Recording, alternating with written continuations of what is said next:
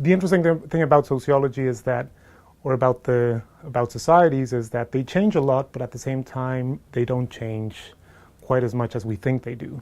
So inequality, for instance, is still rampant, and it's been a feature of societies for hundreds, thousands of years. So it's something that is still there and has to be tackled. So the fact that it hasn't changed is in itself an interesting puzzle, despite the fact that we have all this progress and all these changes in the economy and in societies and in democratic participation. The fact that inequality is still a big feature of how we organize societies is something that is interesting in and of itself. But then, of course, we have some very dramatic changes to the way we live our everyday lives. So they're populated, our lives are populated by technologies of different sorts that generate wealths of data that allow us to be categorized and classified in new ways that weren't available to people in the 1970s, 50s, or the early 20th century.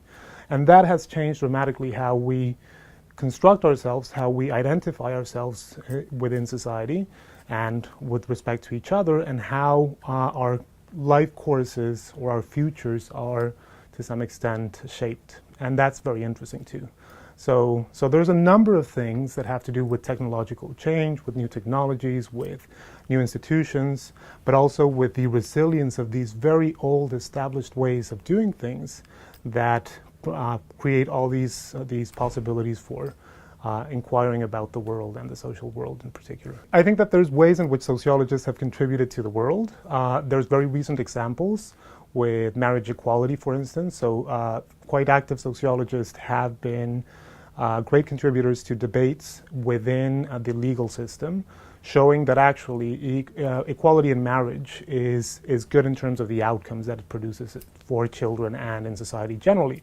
So that's an example of how sociological research has had an impact on the world in a sense. But there's other examples. There's debates on how we can reconsider classes and inequalities that have been taken up by policymakers throughout the world, in the UK, in the US, and across some European countries, where sociological ideas are being used by policymakers in order to try to imagine how we can confront inequalities.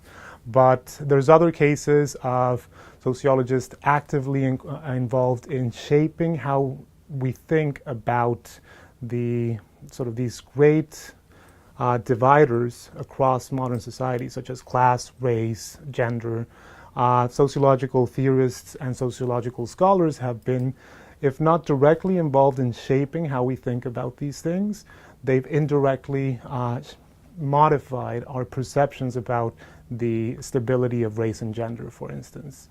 And that has contributed a lot to civil rights movements and to sort of equal opportunities movements in fundamental ways. So sociology doesn't change the world in the same way as, let's say, nuclear physics would by building something, but it changes the world by allowing us to imagine things that weren't possible perhaps a couple generations ago.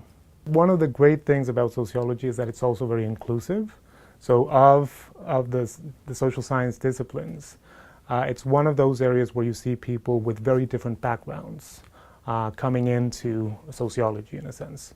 So I don't see it so much as a house where everyone shares an identity and a bloodline to some extent, but I see it more as like a happening of sorts, where people just happen to be there because they show interest in the world out there and social problems that are central to modern societies, but also historical trends that are ongoing and repetitive and that have structured the way we live our daily lives for centuries, perhaps.